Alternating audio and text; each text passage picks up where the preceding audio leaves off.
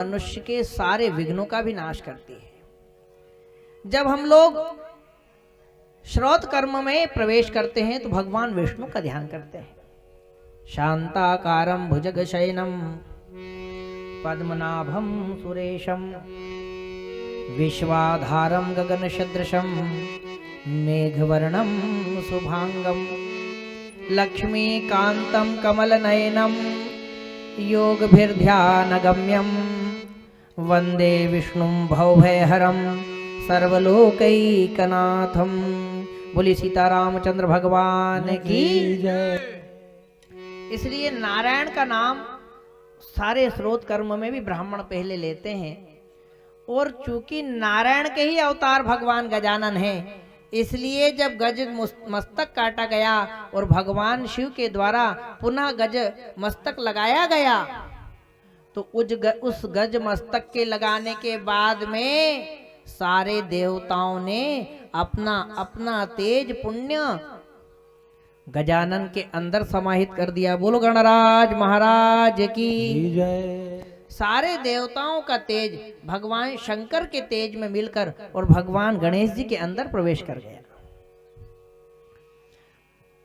सारा तेज जब गणेश जी के अंदर प्रवेश कर गया तो देवताओं ने कहा कि कोई भी संसार का धर्म अनुष्ठान रहे, एक बार हम इतने सारे देवताओं का पूजन करना, सबका स्मरण करना संभव नहीं है।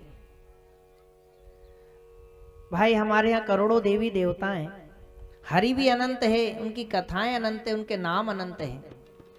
अब आपको कह दिया जाए कि भैया सब देवताओं का सुमिरन करके कार्य करो, तो हम किन किन देवताओं को सुमिरन करेंगे? इतने सारे देवताओं में किसका तो नाम ले और किसका नहीं ले। कोई कार्य प्रारंभ करने जा रहे हैं, जैसे आपने मकान दुकान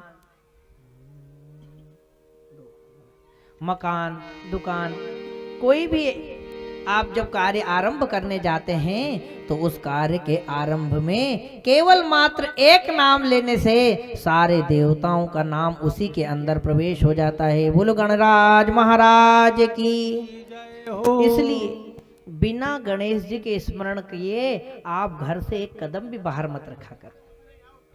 आप किसी भी कार्य के लिए जा रहे हो, आप कोई भी कार्य करने के लिए अगर घर से निकल भी रहे हो तो द्वार पर भगवान गणेश जी का वास होता है।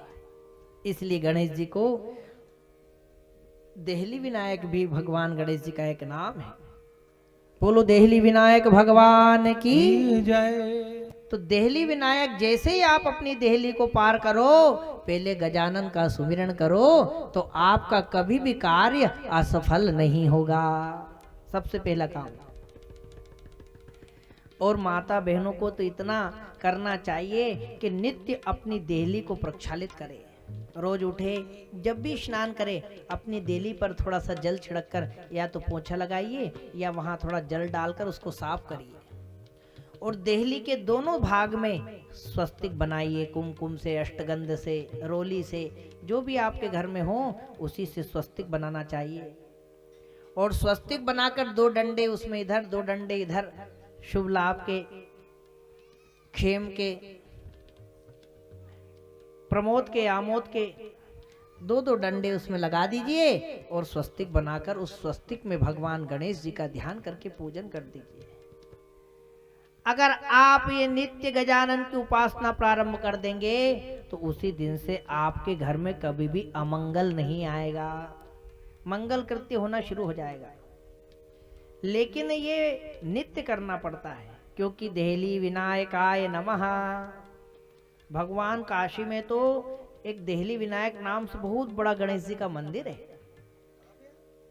जब हम पंचक्रोशी यात्रा करते हैं तो पश्चिम में जब भीमचंडी से रामेश्वरम जाते हैं तो बीच में देहली विनायक पड़ता है। उस देहली विनायक के दर्शन करने के बाद ही पंचक्रोशी यात्रा का फल मिलता है।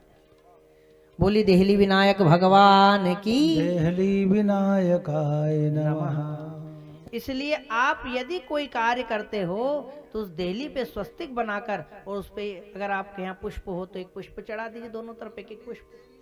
तो चूंकि आपने देहली का पूजन किया इसलिए आपके घर में पाप नहीं आ सकता। जैसे ही वो देहली पार करने लगेगा, अरे यहाँ तो भगवान गणेश जी, तुरंत भाग जाएगा। अरे शंकर के गण जहां नहीं प्रवेश कर सके, ऐसे भगवान गणेश जी को द्वारपाल बना लो। लेकिन द्वारपाल नौकर की तरह मत बनाओ, द्वारपाल अपने इष्ट की तरह बनाओ। राजा बलि ने भगवान वामन को अपना द्वारपाल बना लिया। जब वामन भगवान ने आशीर्वाद दिया और कहा कि वर मांगो, तो वरदान में क्या मांगा कि प्रभु जब भी मैं घर से निकलूं और घर में प्रवेश करूं तब द्वार पर आपके दर्शन हो, ये वरदान मुझे चाहिए। बोलो बलि भगवान की जय हो। बलि राजा भी ईश्वरत्व हो गए, इंद्रेश हो गए। इंद्र है वर्तमान में राजा बलि, इंद्रपद के अधिकारी हैं राजा बलि, इंद्र भगवान हो गए। तो ऐसे राजा बलि ने भी भगवान को द्वारपाल बनाया, पर नौकर रूप में नहीं बनाया। ये उसके इष्ट की सिद्धि है, ये उसका सुमिरन है, ये उसकी भक्ति है, ये उसका दान है, जिसके प्रभाव से भगवान उसके द्वार पर खड़े रहते हैं। अगर आप भी भगवान को इष्ट बनाकर और देहली का रोज पूजन करेंगे तो भगवान गजानन भी नित्य हमेशा आपके द्वार पर खड़े रहेंगे। तो आपके घर में ना दरिद्रता आएगी, ना रोग आएगा, ना कोई संकट आएगा। बोलो गणराज महाराज की जय।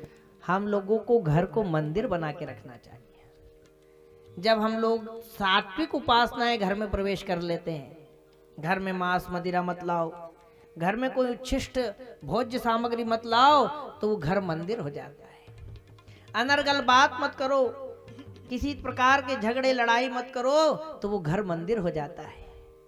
ऐसे घर में अगर देहली का पूजन हो तो भगवान विघ्नराज ऐसे मंगल दायक शकुन आपके घर में करेंगे कि नित्य शकुन होते हुए सर्व मंगल मंगल्ये शिवे सर्वार्थ साधिके शरण्ये त्र्यंबके गौरी नारायणी नमोस्तुते। बोलो गणराज महाराज की जय। तो हमने इनका सुमिरन किया और अब हम कथा में प्रवेश करेंगे। तो आइए हम भगवान शंकर का ध्यान करें। बिना शंकर की कृपा के, बिना शिव की उपासना के पहले कीर्तन करो, भगवान शंकर का नाम लो। उस नाम श्रवण के प्रभाव से आपके हृदय चित्त में जब शिव आ जाएंगे तो राम तो अपने आप आ जाएंगे। बोलो शंकर भगवान की जय हो।